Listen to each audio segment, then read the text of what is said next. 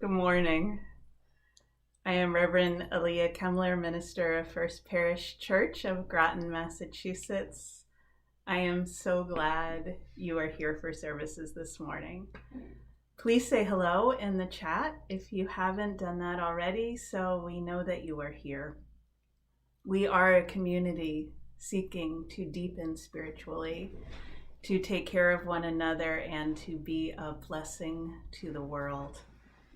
Unitarian Universalism is a faith for all, so whoever you are, whatever country you come from, whoever you love, whatever your abilities, challenges, or gifts, wherever you are on life's journey, you are welcome here. If you're visiting us for the first time, please know how glad we are that you found us. Members of the Welcoming All group are on the chat and they would love to welcome you.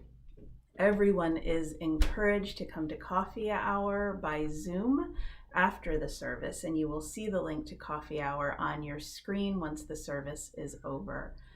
There are many different ways to stay connected to our community during this pandemic time. Just email welcome@uugroton.org and we will get you connected. I am so delighted to welcome Matt Meyer to First Parish for our service this morning. Matt is a worship leader, a talented percussionist, and organizer and educator. He is a founding member and leader of the vibrant young adult-led community called Sanctuary Boston. And their services and presence in the world has inspired our congregation's youth and young adults for several years now. So thank you, Matt, for being here this morning and for being in our larger faith community. This morning is a great service for kids who may want to drum along with Matt on whatever you have at home. Pots and pans and wooden spoons would work just great. All who are local to Groton are invited to attend our weekly Vigil for Black Lives today and every Sunday afternoon from 1 to 2 o'clock. We gather on Main Street in front of the church to witness to the preciousness and value of Black lives, and we would love to have you with us. This Wednesday night, October 28th at 7, will be our first ever virtual soulful service led by Marissa Benson, our young adult and youth programs coordinator, and some of the congregation's young adults and youth. They are creating a service of music, poetry, song, and meditation on the theme of healing darkness. So check the weekly email for Zoom information about how to attend that service, or just leave a message in the chat, and one of us will get back to you with the Zoom information. I think it'll be a really wonderful evening to spend with our youth and young adults. Finally, next Sunday is our annual All Souls service, when we remember our beloveds who have died and say their names out loud. We have a really lovely service planned, and I hope that you will come and help continue this really important First Parish tradition. And finally, thank you for your ongoing financial support, which sustains the work of our community right now. You can make a donation on the church's website at any time. Just go to www.uugroton.org. The love which holds this congregation together is strong and deep and real. It is not limited by walls or screens or any distance. So welcome. Welcome to First Parish Church of Groton. So now I will ring the meditation bell 3 times, as has become our tradition, and I invite you to take 3 deep breaths. one for yourself, one for your loved ones, and one for the world.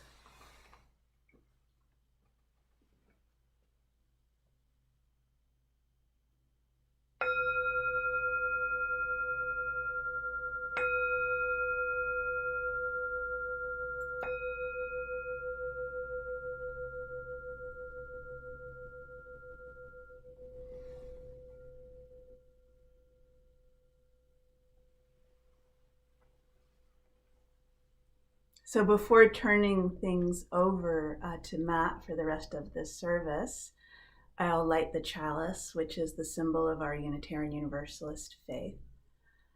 Our theme for the month of October has been deep listening, listening for the quiet voice of truth inside us that reminds us we are stronger than we knew, listening to the holy, which tells us we are beloved, each one of us, listening to one another, listening to the world, listening to trees, and today in particular, listening to rhythm, the rhythm of music, the rhythm of our own hearts, and the rhythm of justice.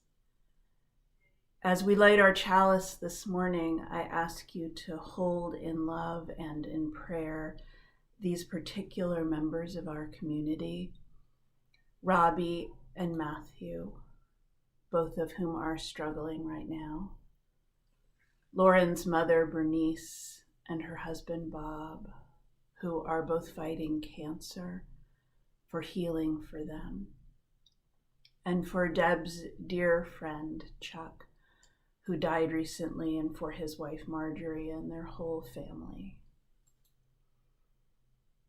We light this chalice to remember the light within, to know that the hunger we feel inside is not an emptiness, but the echo of an inner wisdom that already knows what we need. May our time together this morning help us welcome that voice and help us welcome one another back home. So let's light our chalice now.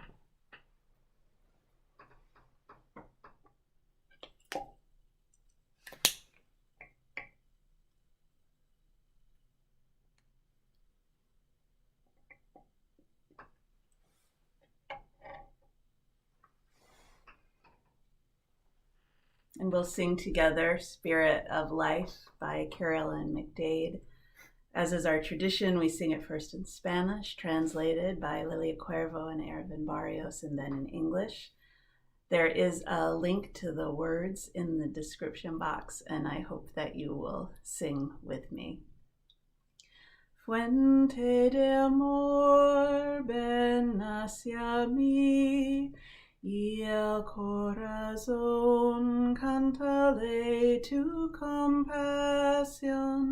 Sopla volar, sube en la mar, hasta moldear la justicia de la vida. Arriágame, libérame, fuente de amor, ven a mí, ven a mí.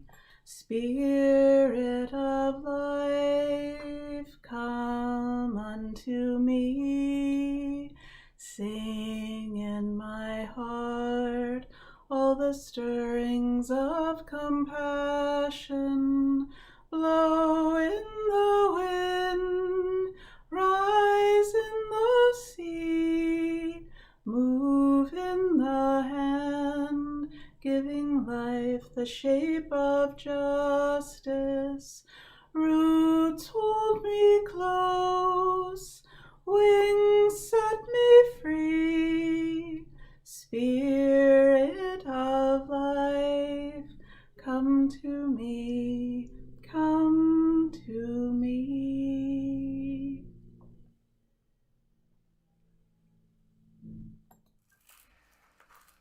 Our opening song this morning is Blessed Motion. written by Annie Zylstra. She was inspired in part by the words of Martin Prechtel, who had survived an earthquake in Guatemala.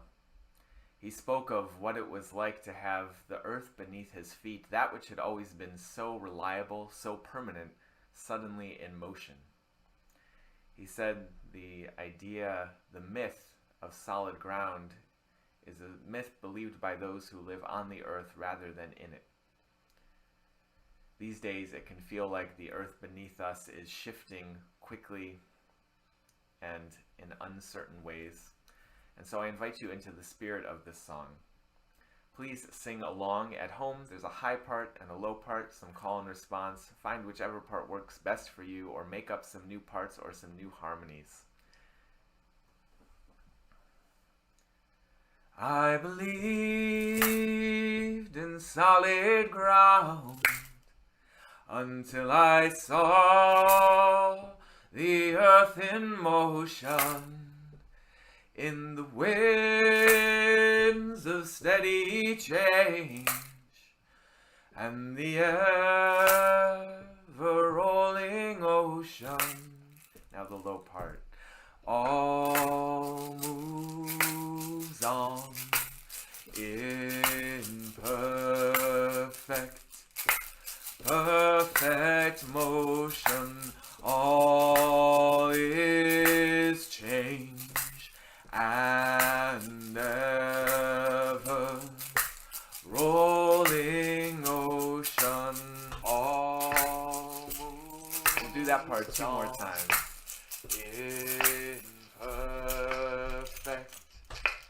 perfect motion, all is change and ever rolling ocean. All moves on in perfect motion. All is change and ever rolling ocean. I believed in solid ground until I saw the earth in motion, in the winds of steady change, and the ever-rolling ocean. I believe in solid ground until I saw the earth in motion, the winds of steady change, and the ever-rolling ocean. I believe in solid ground until I saw the earth in motion, and the winds of steady change, and the ever-rolling ocean. I believed in solid ground until I saw the earth in motion, in the winds of steady change, and the ever-rolling ocean. I believed in solid ground until I saw the earth in motion.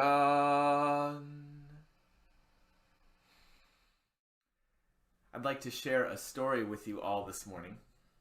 This is a story about a young girl named Miriam.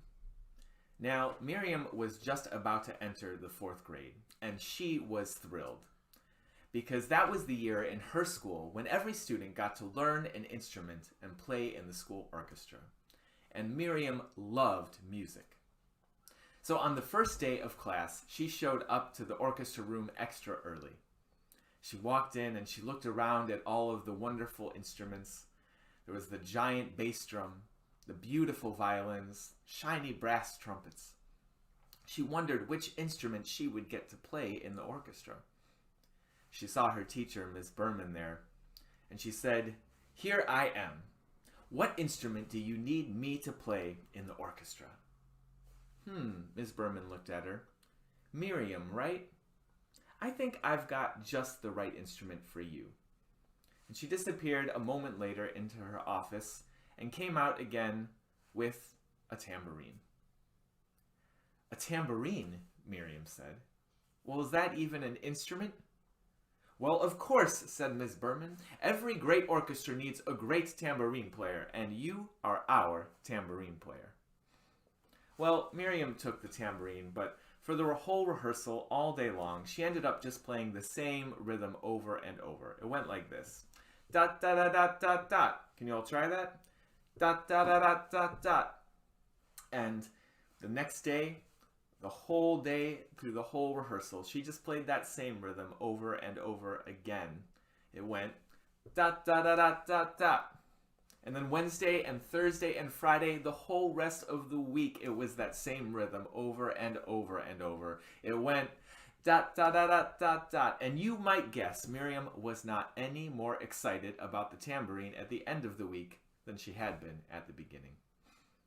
So that Sunday when she went to church with her family, she was feeling pretty sad about it. She sat down in her Sunday school class, and her teacher Mahesh noticed that she was looking down. He asked her about it. She said, "Well, I was so excited to learn an instrument and play in the school orchestra, but I ended up with the tambourine, and I just play the same rhythm all week long. It goes dot, dot, dot, dot, dot, dot." "The tambourine," Mahesh said. He said, "Did you know that where my family is from in southern India, we call it a kanjira?" Can you say that? Kanjira. He said, "People spend their whole lives learning to play the kanjira. It's a beautiful and complicated instrument.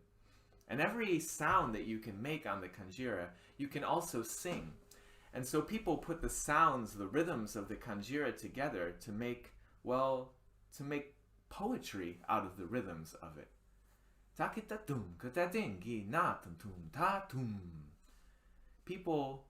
People write whole books of the poetry of the kanjira. Where I come from," he said, "the tambourine is an instrument for creating poetry and, well, beauty in the world." "Poetry and beauty," Miriam said. Can you all say poetry and beauty? Well, that doesn't sound so bad. After church, all the adults were running around at coffee hour, but Miriam sat by herself, and a family friend came to join her. Anna sat with her, and Anna remembered. She said, "This was the week you were going to begin the 4th grade and play in the school orchestra. How's it going?" "Well," Miriam said, "I ended up with the tambourine, and I just play the same rhythm all week long. It goes dot, dot, dot, dot, dot, dot." "The tambourine," Anna said. She said, "Did you know that where my family is from in Brazil, we call it a pandeiro?" Can you say pandeiro?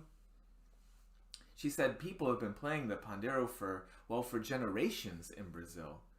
And in fact, she said when my ancestors were brought to Brazil as enslaved people, they would play the pandeiro as a way to bring the community together, to sing and dance and take care of each other even when times were so difficult. And they would even use the music of the pandeiro to secretly practice martial arts to protect themselves against the people that held them as slaves. Well, where I come from, the tambourine is an instrument for creating community and safety. Safety and community, Miriam said. Can you all say safety and community? Well, that doesn't sound so bad. So Miriam was thinking about all of this when she went back to school the next day. She saw her teacher, Ms. Berman, there, and she told her about the kanjira and the pandeiro, about poetry and beauty and safety and community. But she said, "I don't know what any of that has to do with me. I'm still playing the same rhythm all week long that goes dot, dot, dot, dot, dot, dot." "Well," Ms. Berman said. She said, "Miriam, do you know where your name comes from?" "Well, of course. From my parents." "Well, right," said Ms. Berman, but do you know who Miriam was?" She said, "In your family's history, There's a story of the ancient Israelites fleeing slavery in Egypt to travel towards freedom. And while they were making their way on their path to freedom, when they were making that dangerous journey, they stopped to celebrate that they were on their way to a better place. And it was a woman named Miriam who got that party started with her tambourine. And women like Miriam in ancient Israel and all over the Middle East would play the tambourine for weddings and festivals and celebrations. In your family's history, the tambourine was a way of celebrating love and celebrating freedom. Love and freedom, Miriam said. Well, that sounds pretty good. Eventually, Miriam went on to try out some of the other instruments in the orchestra. She played a bit of the bass drum and tried out the violin and played some trumpet, but she always remembered this story of the tambourine. How all around the world and all throughout history, people had taken the simplest of instruments they had in their hands and found ways to use those tools to shape their community, to create poetry and beauty, safety and community, to celebrate the journey we're all trying to make towards love and freedom. Part of what we do here on Sunday mornings when we gather to worship in whatever ways we gather is not just to come together and remind each other about the values that are most important to us, but to think together and even challenge each other to think of how we can use whatever instruments, whatever tools we have in our hands to shape the world around us, to create the kind of world we want to live in together. May it be so.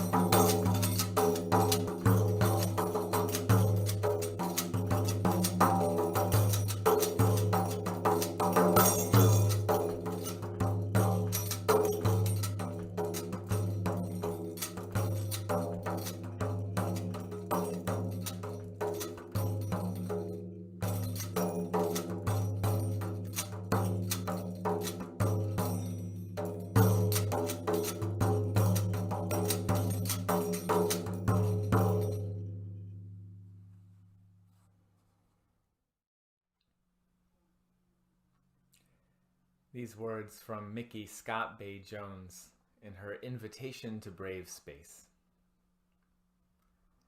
Together, we will create brave space, because there is no such thing as safe space. We exist in the real world, we all carry scars, and we have all caused wounds. In this space, we seek to turn down the volume of the outside world. We amplify the voices that fight to be heard elsewhere. We call each other to more truth and more love. We have the right to start somewhere and continue to grow. We have the responsibility to examine what we think we know. We will not be perfect. This space will not be perfect. It will not always be what we wish it to be, but it will be our brave space together, and we will work on it side by side.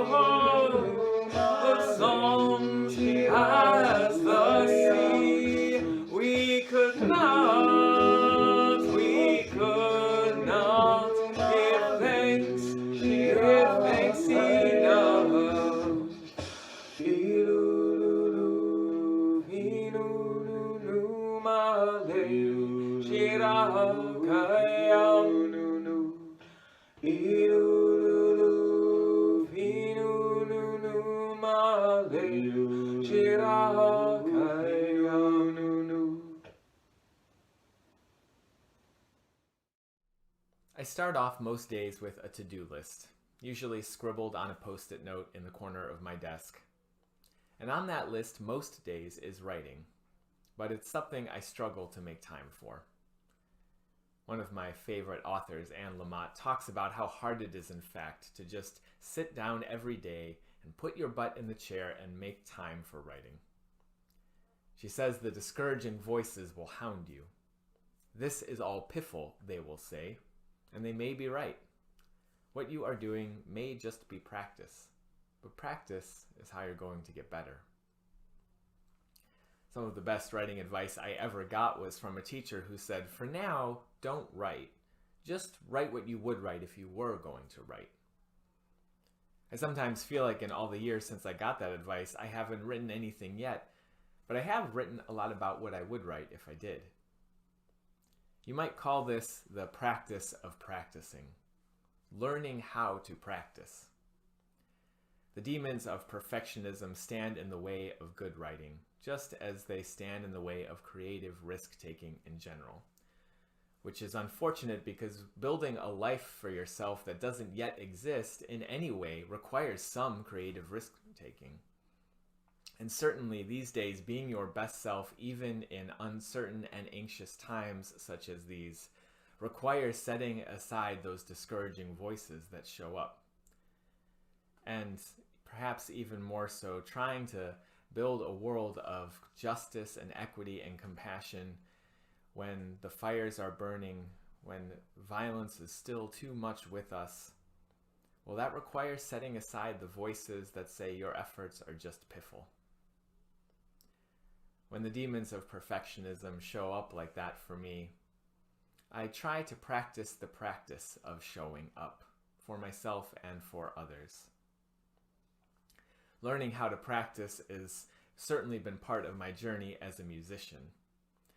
One of the requirements for all students at Berklee College of Music, where I attended years ago, was 4 semesters of ear training. Now, ear training is learning how to sing a song just by reading the notes on the page, and learning how to write down the notes of a song just by listening to it. Now, when I first began school, I knew that there certainly were people who were capable of this kind of magic, but it all seemed like some kind of Harry Potter nonsense to me. Like, you may as well ask me to make a feather float above my desk using a conductor's baton. I remember on the first day of that first ear training class, my first day of college, I showed up with a sort of nervous silence that fell over the classroom. Silence except actually for one student who was quite loud in his nervousness. This one student interrupted the teacher in the first few minutes of the first day to say that he was worried the class was going to be too advanced for him. He wanted to make it clear that he knew, in fact, not a single thing about ear training. Well, the teacher kindly interrupted his introductions to explain that we had all taken entrance exams and he was sure we'd been placed in the appropriate class. The teacher tried to continue, but was interrupted again. Well, the man said, "Is this the very lowest class? Because I need to be in the very lowest class." Now you could tell our poor teacher looked around the room a little sheepishly, not wanting to answer that yes, we were in fact a class of the most basic students. He said, "Well, this is Ear Training 101, so it's just about the lowest. I guess there is a class for people that have previously failed the 101, but you all are just about the lowest." Now, some of the other students giggled a little bit at this man's anxieties, but I was actually kind of glad to hear that someone was questioning the absurd notion that sight singing could be taught. I don't know what happened next for that student, but he actually never came back to our class. Not because anything we did on that first day was in fact too hard for him, I'm sure of it. But I think he just lacked a belief that improvement was even possible. I kept going thinking that if other students had done this before, it must somehow be possible, and I committed to at least practicing the material. I've always remembered that other student, though, who gave up before he'd even started. It's not just that he didn't try and become a master ear trainer. It was that he didn't even try the practicing of it, which always struck me as the real loss. When the discouraging voices hound me, I sometimes think of that student and remind myself that maybe for now what I'm doing is just practice. But practice is how I'm going to get better. These last few months have been a time of uprisings calling for change in our country, calling on those of us in power, which in some ways is all of us, to play a different role, to learn a new tune, to learn some new skills for our communities. Particularly for white folks, this is a time to practice some new skills and learn to play a new role in our world. It's a time for studying up on the racist history of our country and the racist present of it. It's a time for listening in deeper ways we haven't always done so well before, and a time for having hard conversations we haven't yet practiced enough. Fellow white folks, if you hear people of color making demands these days, I invite you to practice amplifying those demands by repeating them in calls to your representatives, to your colleagues, and to your family.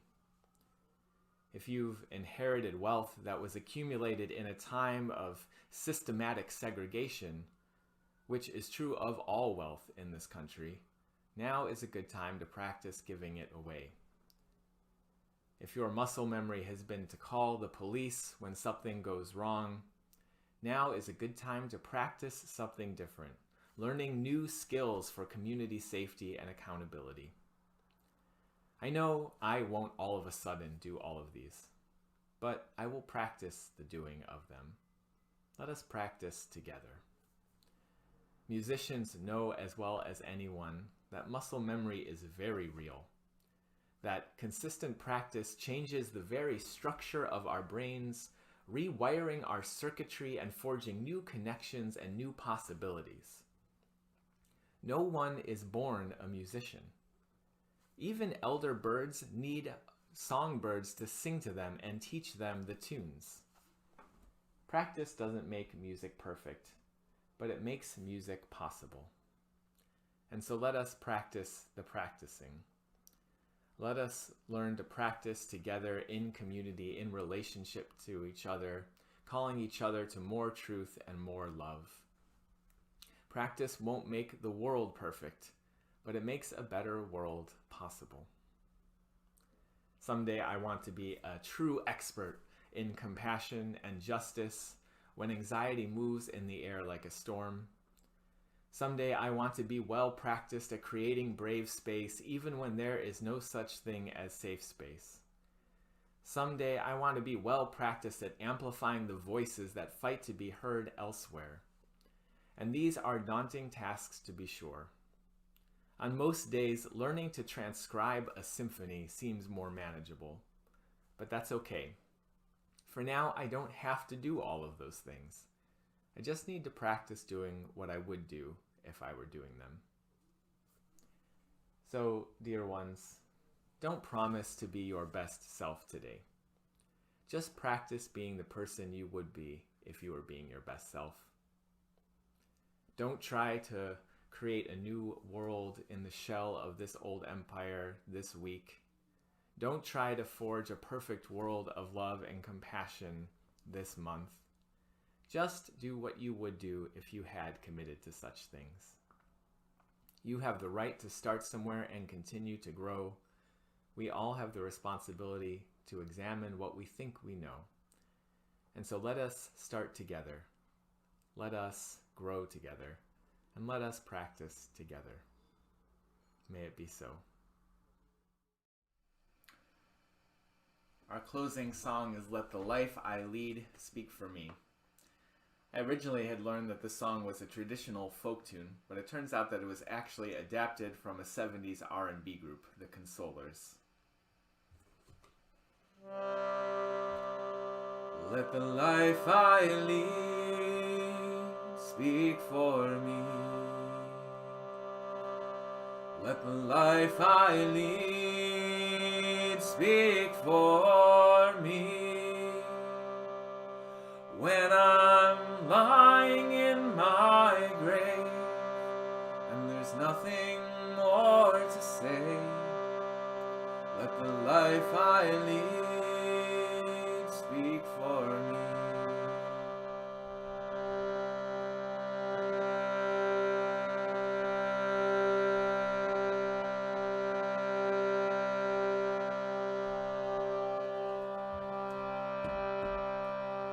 Let the life I lead speak for me.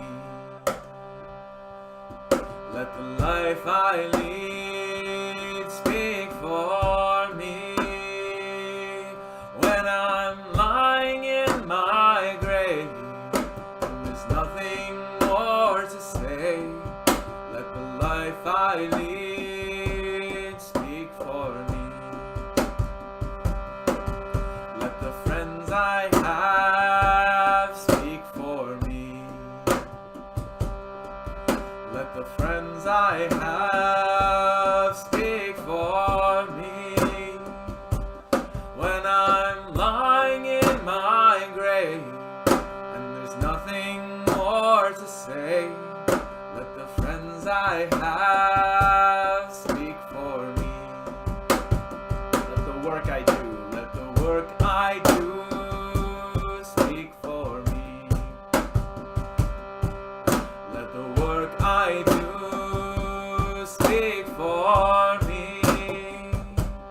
When I'm lying in my grave and there's nothing more to say, let the work I do speak for me.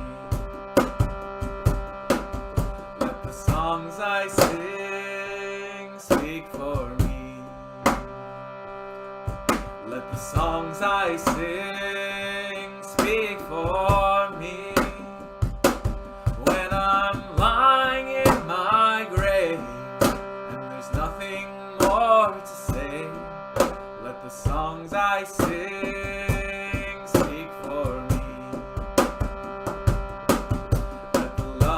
I share speak for me. Let the love I share speak for me. When I'm lying in my grave and there's nothing more to say, let the love I share speak for me. Let the life I lead, let the life I lead speak for me. Let the life I lead speak for me. When I'm lying in my grave and there's nothing more to say, let the life I lead speak for me. Let the life I lead speak for me.